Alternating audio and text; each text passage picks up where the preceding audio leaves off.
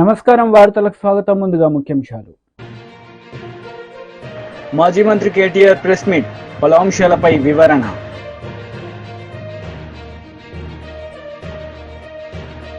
TDP leader Varla Ramaiah press meet, పలు అంశాలపై వివరణ.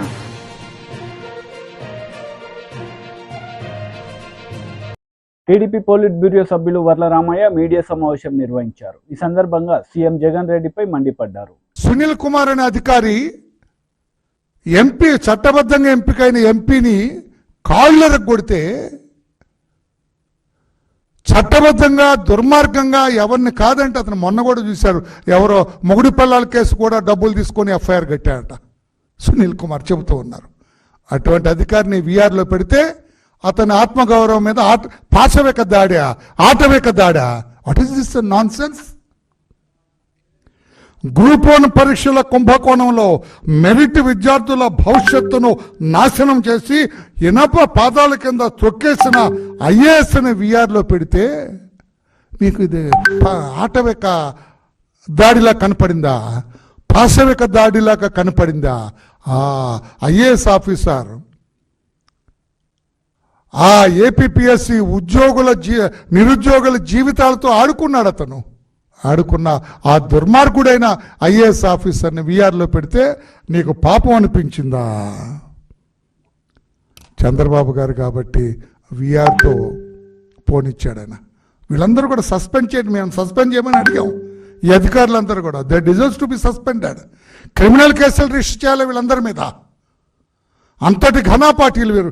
వీళ్ళందరూ ఈ రకంగా ఉంటే 170 మంది అడిషనల్ ఎస్పీ, డిఎస్పీ, సిఐల్ని నెలల తరబడి, సంవత్సరం తరబడి వీఆర్లో ఉంచారు జగన్మోహన్ రెడ్డి గారు, మీ ప్రభుత్వం. అప్పుడు మాట్లాడలేదు. ఇప్పుడు కొంతమంది ఎవరో మాట్లాడుతున్నారు, ఆ పని బాట లేని అధికారులు, ఖాళీగా ఉన్న అధికారులు.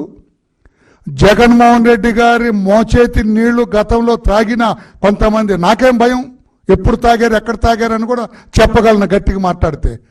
జగన్మోహన్ రెడ్డి గారి మోచేతి నీళ్లు త్రాగిన కొంతమంది మాట్లాడుతున్నారు, అయ్యో అన్యాయం జరిగింది. రా ఒక చర్చకి. I will name certain officers who have been kept in వీఆర్లో పెట్టిన వాళ్ళ గురించి చరిత్ర నేను విప్పుతా. మీరు చర్చకి రండి.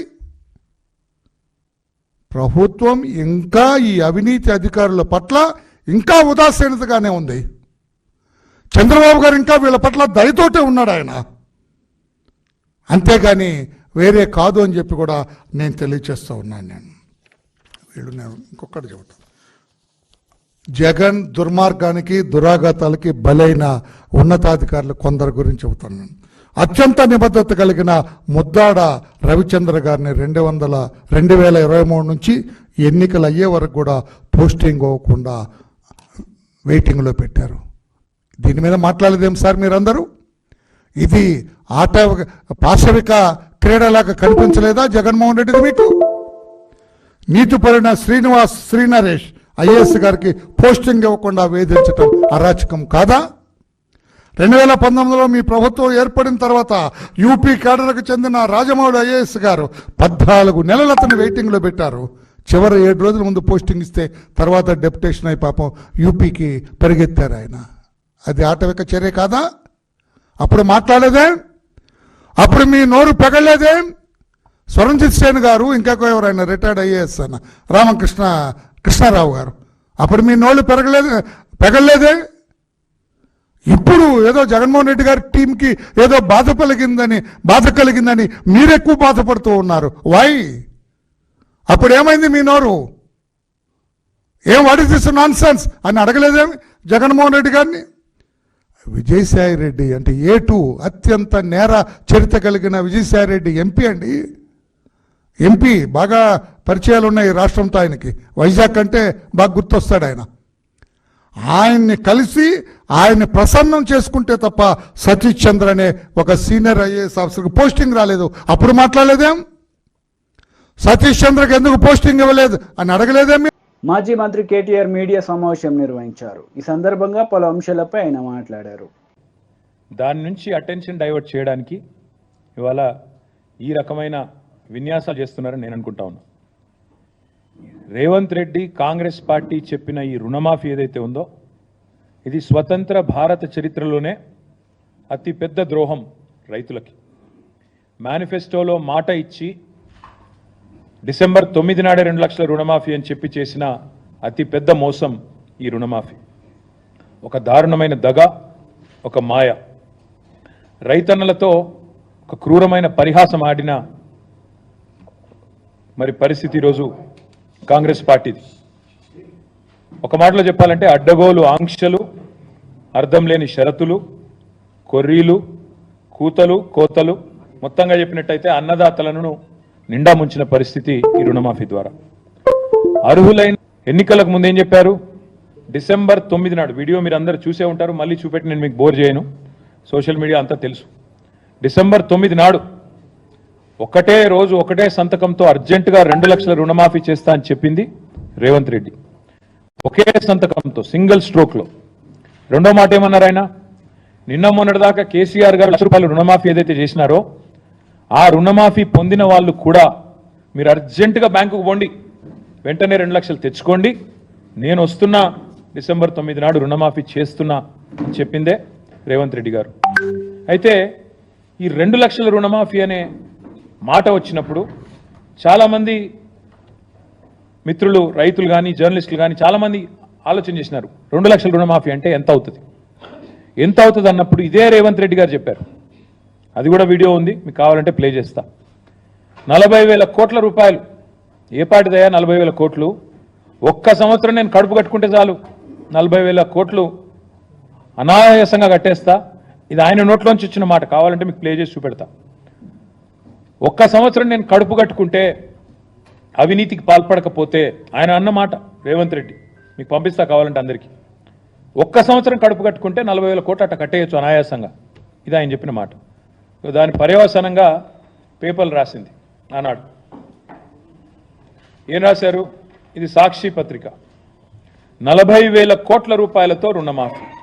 ఎట్లా వచ్చారు ఈ అంచనాకు? రేవంత్ రెడ్డి గారు ఏ రోజైతే చెప్పారో ఒక సంవత్సరం కడుపు కట్టుకుంటే 40,000 కోట్ల రుణమాఫీ ఈజీగా చేయొచ్చు అని చెప్పిండో, ఇక ఇది 40,000 కోట్ల లెక్క. ఎట్లొచ్చిండ్రా లెక్కకి? సీఎం చెప్పారు, మొత్తంగా ఎన్నికల వేళ ఏమేం చెప్పిండ్రో అవన్నీ లెక్కలేసి చాలా వివరంగా క్రోడీకరించి పెట్టిండ్రు 40,000 కోట్లని. సరే, మరొక పత్రిక ఏం చేసింది? 40,000 కాదు 35,000 కోట్లు అవుతుంది అని చెప్పి ఈనాడు పత్రిక. ఇక్కడ సాక్షి రాస్తే మళ్ళీ సాక్షి రాసింది వాళ్ళకి ఏదో ఎజెండా ఉందంటారు, అందుకే ఈ పత్రిక కూడా వచ్చిన. ఈనాడు పత్రిక వీళ్ళు ఏమన్నారు? 40,000 కాదు 35,000 కోట్లు అవుతుంది. 35,000 కోట్లు ఎట్లా? సో రేవంత్ చెప్పిందేమో 40,000 కోట్లని, దానికి ఆధారంగా ఒక పత్రిక రాస్తే తర్వాత 35,000 కోట్ల సేకరణ ఎట్లా అని చెప్పి కసరత్తు జరుగుతోంది అంటూ ఈనాడు పత్రిక. వైసీపీ లీడర్ మీడియా సమావేశం నిర్వహించారు. ఈ సందర్భంగా పలు అంశాలపై ఆయన మాట్లాడారు. కానీ ఏది కూడా ఈరోజు ప్రకటించలేకపోయాడు. ఈరోజు జగన్మోహన్ రెడ్డి గారి మీద మేము కక్ష కట్టాం, కక్షపూరితంగా వ్యవహరిస్తాం, రాజకీయ వేధింపులుంటాయి, కక్ష సాధింపులకు పాల్పడతాం అనేటువంటి పరోక్షంగా ప్రత్యక్షంగా సంకేతాలు ఇచ్చాడు తప్ప ప్రజలకు ఎటువంటి మేలు చేస్తాం అనేటువంటి దాఖలాలు లేవు. ఈరోజు నిన్ననే లోకేష్ ఒక ట్వీట్ కూడా చేశాడు. రెడ్ బుక్కి సంబంధించినటువంటి మేము రెడ్ బుక్ పాలనని అందిస్తాం, రెడ్ బుక్ పాలనకు కట్టుబడి ఉన్నాం, రెడ్ బుక్ రాజ్యాంగాన్ని అమలు చేస్తామని. ఈరోజు చంద్రబాబు నాయుడు దురదృష్టం, ఆయన ప్రసంగంలో కూడా ఆ రెడ్ బుక్ ఆదేశానుసారం మేము పనిచేస్తాము అనేటువంటి సంకేతాలు ఇవ్వడం, దాని గురించి మాట్లాడడం. ఈరోజు చంద్రబాబు నాయుడు ఒక మాట చెప్పాడు. మొన్నటి జరిగినటువంటి ఎన్నికల్లో ప్రజలు స్వాతంత్రాన్ని సంపాదించుకున్నారు అని చెప్పి మాట్లాడాడు. అంటే నువ్వు ఎన్నిసార్లు ఓడిపోయావు? అప్పుడు నీ నుంచి ప్రజలు స్వాతంత్రం సంపాదించుకున్నట్టు ఒప్పుకుంటున్నావా? అంటే నీ ఉద్దేశం ఎవరన్నా ఓడి నువ్వు గెలిస్తే మాత్రం ప్రజలు స్వాతంత్రం సాధించుకున్నట్టు, నీకు ఓటు వేయకుండా నిన్ను ఓడిస్తే మాత్రం అది ప్రజల దౌర్భాగ్యం అన్నట్టు. అంటే నీ పాలనను కోల్పోతే అది ప్రజల దౌర్భాగ్యం, నీకు పాలన అందిస్తే మాత్రం ప్రజల స్వాతంత్రం ద్వారా సాధించి నీకు పాలన అందించినట్టుగా భావించడం. కాబట్టి చంద్రబాబు నాయుడు అధికారంలోకి వచ్చిన తర్వాత స్వాతంత్రం పక్కన పెడితే ఎవరికి స్వాతంత్రం ఇచ్చావు నువ్వు? హత్యలు చేసేటువంటి వాళ్ళకి, దౌర్జన్యాలు చేసేటువంటి వాళ్ళకి, అవినీతికి పాల్పడేటువంటి వాళ్ళకి, విధ్వంసం సృష్టించేటువంటి వాళ్ళకి, పేకాట రాయిళ్ళకి, ఇటువంటి వ్యక్తులకి స్వాతంత్రం ఇచ్చావు తప్ప ఎవడైనా నీతిగా నిజాయితీగా న్యాయబద్ధంగా వ్యవహరించేటువంటి వాడు పూర్తిగా నీ ప్రభుత్వంలో స్వాతంత్రం కోల్పోయాడు. మరో మాట చెప్పాడు ఈరోజు చంద్రబాబు. జగన్మోహన్ రెడ్డి గారు ఒక్క ఛాన్స్ అని అడిగారు, ఒక్క ఛాన్స్ ఇస్తే ఈ రాష్ట్రం ఈ విధంగా అయిందన్నాం. అవును, మేము గర్వంగా చెప్తున్నాం. జగన్మోహన్ రెడ్డి గారికి ఒక్క ఛాన్స్ ఇస్తే చంద్రబాబు నాయుడు జీవితంలో చేతకానటువంటిది. చంద్రబాబు నాయుడు 4 సార్లు ఈ రాష్ట్రానికి ముఖ్యమంత్రిగా పనిచేస్తే డీబీటీ ద్వారా 4,000 కోట్ల రూపాయలు ఇవ్వలేకపోయినటువంటి అసమర్థుడుగా ఉన్నటువంటి చంద్రబాబు నాయుడు గుర్తుంచుకోవాల్సింది. జగన్మోహన్ రెడ్డి గారికి ఒక్క ఛాన్స్ ఇస్తే 2,71,000 కోట్ల రూపాయలు ఈరోజు డీబీటీ ద్వారా నేరుగా పారదర్శకంగా ఎవరికి సంబంధం లేకుండా ఈరోజు ప్రజలకు అందించేటువంటి కార్యక్రమానికి జగన్మోహన్ రెడ్డి గారు నాంది పలికాడు. అదేవిధంగా ఈరోజు అనేక రంగాలు, విద్యలో కానీ, వైద్యం కానీ, వ్యవసాయ రంగాలకు సంబంధించి కానీ ఎక్కడా ప్రజలు ఎటువంటి ఇబ్బందులు పడకూడదనేటువంటి ఆలోచన చేసి ఈరోజు ఆ రంగాలకు సంబంధించి అన్ని విధాలు కూడా అండగా నిలిచినటువంటి పరిస్థితి అని చెప్పి మీ అందరికీ సందర్భంగా గుర్తు చేస్తున్నాను. కాబట్టి ఇటువంటి పరిస్థితుల్లో చంద్రబాబు నాయుడు జీవితంలో జరగనటువంటి పనులు, చంద్రబాబు నాయుడు 4 సంవత్సరాలుగా ఉన్నప్పుడు కనీసం చంద్రబాబు నాయుడుకు గుర్తుకు రానటువంటి పనులు, చంద్రబాబు నాయుడు ఆలోచన కూడా చేయడానికి సాహసించినటువంటి పనులు జగన్మోహన్ రెడ్డి గారు ఈరోజు ప్రజలకు అండగా నిలిచి ప్రజలకు అనేక రకాలైనటువంటి అభివృద్ధి సంక్షేమ కార్యక్రమాలు అమలు చేయడం జరిగింది. ఈరోజు చంద్రబాబు నాయుడు టెర్రరిస్టులాగా వ్యవహరించినారు, టెర్రరిజం గురించి మాట్లాడుతుంటే దొంగ అన్నట్టుగా ఈరోజు చంద్రబాబు నాయుడు టెర్రరిజం గురించి మాట్లాడుతున్నాడు. చంద్రబాబు నాయుడు నియంత పాలన గురించి మాట్లాడుతున్నాడు. చంద్రబాబు నాయుడు కన్నా నియంత, చంద్రబాబు నాయుడు కన్నా ఈరోజు టెర్రరిజం సృష్టించినటువంటి వాడు, టెర్రరిస్టులాగా పరిపాలించినటువంటి వాడు ఆంధ్ర రాష్ట్ర చరిత్రలో బహుశా ఎవ్వరూ లేరు. గడిచినటువంటి ఎన్నికల ఫలితాలు ఒక్కసారి చూస్తే ఎన్నికల ఫలితాలు వచ్చిన రోజు నుంచే ఈరోజు టీడీపీకి సంబంధించినటువంటి వ్యక్తులు, తెలుగుదేశం పార్టీకి సంబంధించినటువంటి కార్యకర్తలు, గూండాలు ఈరోజు నేరుగా యథేచ్ఛగా ఎప్పుడు ప్రజలు కనీ విని ఎరుగని రీతిలో విధ్వంసం సృష్టించారు. ఎన్ని రకాలైనటువంటి దాడులు జరిగాయి, ఎన్ని రకాలైనటువంటి హత్యలు జరిగాయి, ఎన్ని రకాలైనటువంటి ఈరోజు జరగకూడనటువంటి అనేక కార్యక్రమాలు చోటు చేసుకున్నాయి. ఇవన్నీ ఒక్కసారి ఆలోచన చేస్తే బహుశా చంద్రబాబు నాయుడు కూడా ఒక్కసారి సిగ్గుపడాల్సినటువంటి పరిస్థితి ఏర్పడుతుంది. రాష్ట్రానికి ఒక పెద్దలాగా వ్యవహరించాల్సినటువంటి వాడు, ఏదన్నా పొరపాటు జరిగితే వాటిని నియంత్రించాల్సినటువంటి వాడు, నియంత్రించగలిగేటువంటి స్థానంలో ఉన్నటువంటి వాడు ఒక ముఠా నాయకుడిగా వ్యవహరిస్తే ఏ విధంగా ఉంటుందనేటువంటిది ఈరోజు రాష్ట్రంలో చంద్రబాబు నాయుడు ముఖ్యమంత్రిగా పనిచేస్తున్నాడా, ముఠా నాయకుడిగా వ్యవహరిస్తున్నాడా అనేటువంటిది ఈరోజు ప్రజలే ఈరోజు అర్థం చేసుకునేటువంటి పరిస్థితి అని చెప్పి ఈ సందర్భంగా తెలియజేస్తున్నారు. చంద్రబాబు నాయుడు చెప్పాడు, అమరావతిని పురిట్లోనే చంపేశారని చెప్పి. అమరావతిని అసలు పురిట్లో చంపేయడానికి కారకుడు ఎవరు, ఎక్కడ రాజధాని పెట్టాలనేటువంటి ఆలోచన చేసి నీ ధనదాహం కోసం నీవు ఎక్కడైతే రియల్ ఎస్టేట్ వ్యాపారం ద్వారా డబ్బు సంపాదనకు అనుకూలంగా ఉంటుందనేటువంటి ఆలోచనలో పడి ప్రజల శ్రేయస్సును విస్మరించి ఎక్కడ నీకు భూమి దొరుకుతుంది, ఎక్కడ నువ్వు రియల్ ఎస్టేట్ వ్యాపారాన్ని అభివృద్ధి చేసుకోగలవు, ఎక్కడ నువ్వు సంపాదించుకోగలవు అనేటువంటి దాని మీద దృష్టి పెట్టావు తప్ప ప్రజలకు సంబంధించి ప్రజా రాజధాని కావాలనేటువంటి దాని మీద దృష్టి పెట్టలేదు. దానివల్ల 5 సంవత్సరాలు నీ పరిపాలనలో మంచి స్థలం అంటే ప్రజలకు ఉపయోగకరమైనటువంటి స్థలం కన్నా నీ ఆదాయ మార్గాలకి ఏదైతే అనువుగా ఉంటుందనేటువంటి దాన్ని అన్వేషించి దానికి సంబంధించినటువంటి ఆ ప్రయత్నంలో జాప్యం చేసి అసలు రాజధాని అనేటువంటి దానిని రియల్ ఎస్టేట్ వ్యాపారానికి ఈరోజు ఉపయోగపడేటువంటి విధంగా తయారు చేసుకున్న తప్ప ప్రజల ఆకాంక్షలకు అనుగుణమైనటువంటి రాజధాని తీసుకురావాలనేటువంటి ఆలోచన నీలో కనిపించలేదు. కాబట్టే రాజధాని విషయంలో జాప్యం జరిగింది.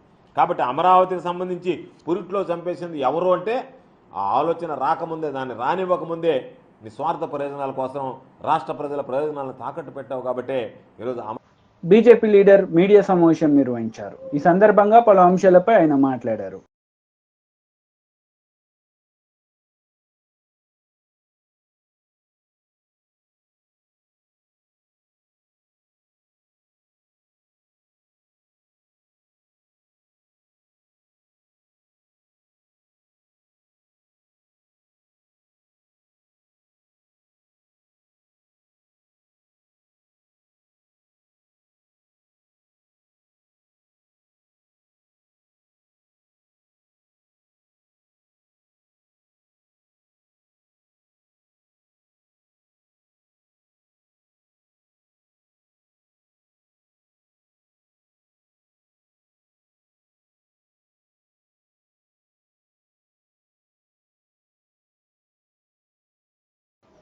బీఆర్ఎస్ లీడర్ మీడియా సమావేశం నిర్వహించారు. ఈ సందర్భంగా పలు అంశాలపై ఆయన మాట్లాడారు.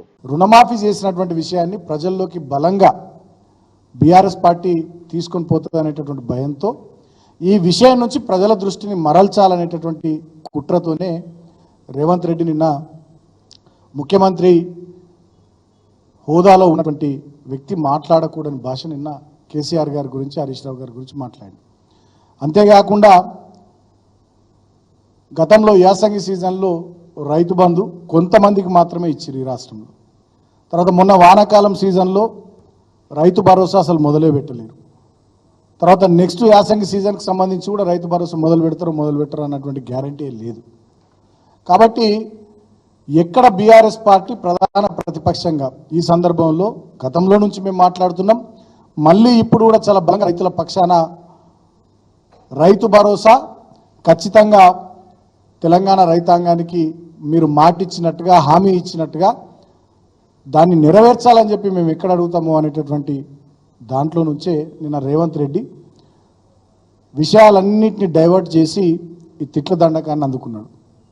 సో ఇదొక స్ట్రాటజీతోని అటెన్షన్ డైవర్షన్ పాలిటిక్స్ ముఖ్యమంత్రి రేవంత్ రెడ్డి చేస్తూ ఉన్నాడు.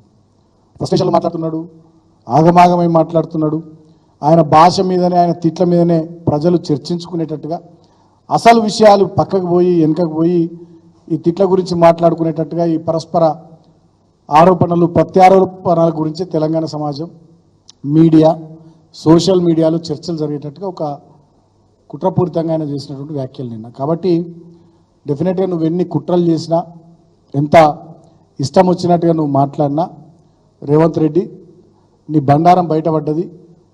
నీ చేతగానితనం, నీ దద్దమ్మతనం ఇవాళ తెలంగాణ రైతాంగానికి, తెలంగాణ సమాజానికి అర్థమైంది.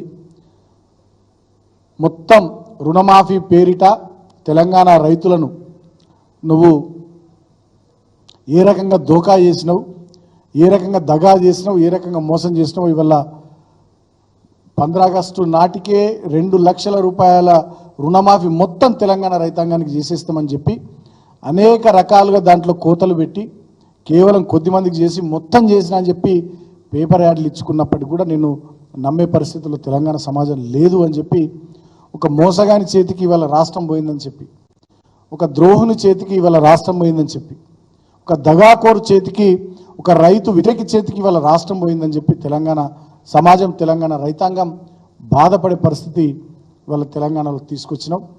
సో దాని నుండి నువ్వు తప్పించుకోవడానికి కేసీఆర్ గారిని పట్టుకొని, హరీష్ రావు గారిని పట్టుకొని ఇష్టం వచ్చినట్టుగా మాట్లాడుతున్నావు. దీన్ని కూడా తెలంగాణ సమాజం డెఫినెట్గా గమనిస్తున్నది. ఖచ్చితంగా రాబోయే రోజుల్లో నీకు తగిన రీతిలో సందర్భం, సమయం వచ్చినప్పుడు తెలంగాణ ప్రజలు బుద్ధి చెప్తారు. నువ్వు మమ్మల్ని ఎన్ని తిట్లు తిట్టినా, మా నాయకుల్ని, మమ్మల్ని ఎన్ని రకాలుగా ఇష్యూస్ డైవర్ట్ చేసి, అటెన్షన్ డైవర్ట్ చేసి ఏదో చేయాలని నువ్వు ప్రయత్నాలు చేసినా బీఆర్ఎస్ పార్టీని భరతం పడుతుంది. మీరు ఇచ్చినటువంటి 6 గ్యారంటీలు, 420 హామీలు నిలబెట్టుకునేదాకా ప్రజల పక్షాన తెలంగాణ సమాజంలో క్షేత్రస్థాయిలో, అదేవిధంగా మీడియా ద్వారా, సామాజిక మాధ్యమాల ద్వారా కూడా మా పోరాటాన్ని కొనసాగిస్తామని చెప్పి సందర్భంగా నేను తెలియజేస్తూ, నేను హరీష్ రావు గారిని పోయి ఏట్లా దూకమంటాడు. అసలు ఏట్లా దూకాల్సింది హరీష్ రావు కాదు, నువ్వు అమెరికా పోయినవు, సౌత్ కొరియా పోయినవు, ఏం పట్టుకొచ్చినావు? ఒక శ్వేతపత్రం విడుదల చేయి. గతంలో దావోస్ పోయినవు, ఏమొచ్చింది తెలంగాణకు? ఒక శ్వేతపత్రం విడుదల చేయి. నీ నాయకత్వంలో ఇవాళ 9వ నెల పరిపాలన నడుస్తున్నది.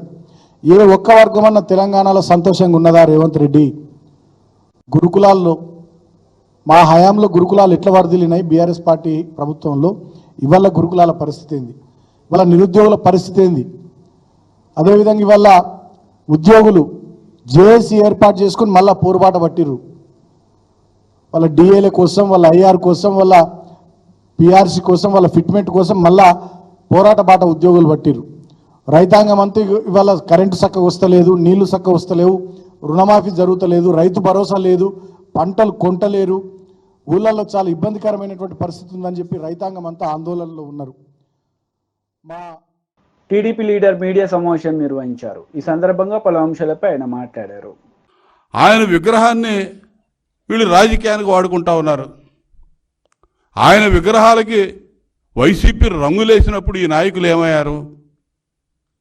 అమలాపురం, పిఠాపురం, అనంతపురాల్లో అంబేద్కర్ గారి విగ్రహాలు ధ్వంసం చేసినప్పుడు ఈ వైసీపీ నాయకులు ఏమయ్యారని చెప్పి నేను అడుగుతున్నా. ఈరోజు వైసీపీ నేతలే అంబేద్కర్ గారికి ఏదో వారసులైనట్టు మాట్లాడుతున్నారు సిగ్గు లేకుండా. అసలు వీడెవడన్నా కడుపుకు అన్నం తింటున్నారా అని చెప్పి నేను అడుగుతున్నా. దళితులకు సంబంధించినటువంటి 27 పథకాలు అడ్డగోలుగా రద్దు చేసినప్పుడు జగన్మోహన్ రెడ్డి ఏమయ్యారా, మీరు బుద్ధి ఉందా మీకు? నోరు తెరవకుండా కూర్చున్నారు మీరు. చంద్రబాబు నాయుడు గారు ప్రవేశపెట్టినటువంటి విదేశీ విద్యానిధి పథకానికి డాక్టర్ బిఆర్ అంబేద్కర్ విదేశీ విద్యానిధి పథకం అని పేరుంటే ఆ పేరు తీసేసి 4 ఏళ్ళు అసలు పథకం అమలు చేయకుండా చివరి సంవత్సరం పథకానికి జగన్మోహన్ రెడ్డి విద్యానిధి పథకం అని చెప్పి పేరు మార్చుకుంటే ఈ సిగ్గులేని నాయకుడు ఒక్కడు నోరు మెదపల. 45,000 కోట్ల రూపాయలు దళితులకు మాత్రమే చెందాల్సినటువంటి సప్లాన్ నిధులు అడ్డగోలుగా దారి మళ్లిస్తే ఒక్క నాయకుడు కూడా నోరు మెదపల. దళితులకు మాత్రమే ఆ రోజు అమలు చేస్తున్నటువంటి పథకాలు 27 పథకాలు, చంద్రబాబు నాయుడు గారు అమలు చేసిన పథకాలు 27 పథకాలు రద్దు చేస్తే ఒక్క నాయకుడు నోరు మెదపల. సిగ్గు లేకుండా ఇంక ఈ రాష్ట్రంలో దాలలేదని ఢిల్లీ పోయి ఎస్సీ కమిషన్ కలుస్తారంట. ఇది విహారయాత్రలో పోయినట్టున్నారు వీళ్ళు. ఆంధ్రప్రదేశ్ రాష్ట్రంలో 5 సంవత్సరాలు అంబేద్కర్ గారి రాజ్యాంగం నిట్ట నిలువున తగలబడిపోయింది. ఇక్కడ ప్రతిరోజు తొంగలో దొక్కారు, పాతాళానికి ప్రతిరోజు పాదాలు పెట్టి తొక్కినటువంటి ప్రభుత్వం ఆ రోజు జగన్మోహన్ రెడ్డి ప్రభుత్వం. ఒక్కడ మాట్లాడాల నాయకుడు అనేవాడు ఎవడు కూడా. వీళ్ళు మాట్లాడతారా? అంబేద్కర్ గారు 125 అడుగుల ఎత్తైన విగ్రహం నిర్మిస్తే ఆ నిర్మాణం దగ్గర అంబేద్కర్ గారి పేరు ఎక్కడ ఉండాలండి? ఇది నిర్మాణానికి సంబంధించినటువంటి ఈ కింద ఏర్పాటు చేసేటటువంటి దిమ్మ ఇది. ఇక్కడ విగ్రహం ఇక్కడ ఉంటే మధ్యలో అంబేద్కర్ గారి పేరు ఉండాలి పెద్ద బోల్డ్ లెటర్స్లో. తీసుకొచ్చి ఒక చివర అంబేద్కర్ గారి పేరు పెట్టి ఈ మధ్యలో ఎక్కడో పెద్ద అంబేద్కర్ గారి కంటే పెద్ద అక్షరాలతో జగన్మోహన్ రెడ్డి పేరు పెడితే కుమిలిపోయినటువంటి వ్యక్తులు, బాధపడ్డటువంటి వ్యక్తులు, అంబేద్కర్ గారి అభిమానులు, అంబేద్కర్ గారు అంటే ప్రాణం ఇచ్చేటటువంటి వ్యక్తులు ఎవరో ఆ జగన్మోహన్ రెడ్డి పేరు తీసేశారు. దానికి తెలుగుదేశం పార్టీకి ప్రభుత్వానికి ఎటువంటి సంబంధం లేదు. బాధాతప్త హృదయంతో ఎవరో ఆ పని చేశారు. నేనైతే వ్యక్తిగతంగా వాళ్ళని మనస్ఫూర్తిగా అభినందిస్తా ఉన్నా. పనికి మాలిన జగన్మోహన్ రెడ్డి పేరు అంబేద్కర్ గారి పేరు కంటే గొప్పగా, పెద్దగా, మధ్యస్థంగా విగ్రహం ముందు ఆయన పేరు పెట్టడాన్ని నేను తీవ్రంగా వ్యతిరేకిస్తున్నా. వ్యక్తిగతంగా తీసేసిన వాళ్ళని అభినందిస్తా ఉన్నా. ఇక్కడ చూడండి అంబేద్కర్ గారి పేరు ఎక్కడుందో. బాబు ఇది కొంచెం జూమ్ చేయ. అంబేద్కర్ గారి పేరు ఎటు చివర ఒక పక్కన చిన్న చిన్న లెటర్స్తో పెట్టి పెద్ద బోల్డ్ లెటర్స్తో మధ్యలో సెంటర్లో జగన్మోహన్ రెడ్డి పేరు, విగ్రహం జగన్మోహన్ రెడ్డిది అన్నట్టుగా పెట్టారు అక్కడ. దాన్ని జీర్ణించుకోలేని కొంతమంది వ్యక్తులు తీసేశారు. తప్పేముంది వాళ్ళు చేసింది? దానికి నానా యాగి చేస్తా ఉన్నాడు ఒక్కొక్కడు వారం రోజుల నుంచి. వార్తలు ముగించే ముందు ముఖ్యాంశాలు మరోసారి. మాజీ మంత్రి కేటీఆర్ ప్రెస్ మీట్, పలు అంశాలపై వివరణ.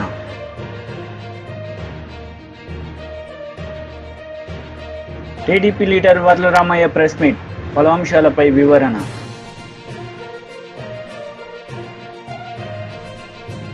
ఈ వార్తలు ఇంతటితో సమాప్తం. తిరిగి ప్రసారమయ్యే వార్తలు మళ్ళీ కలుద్దాం. అంతవరకు సెలవు. నమస్తే.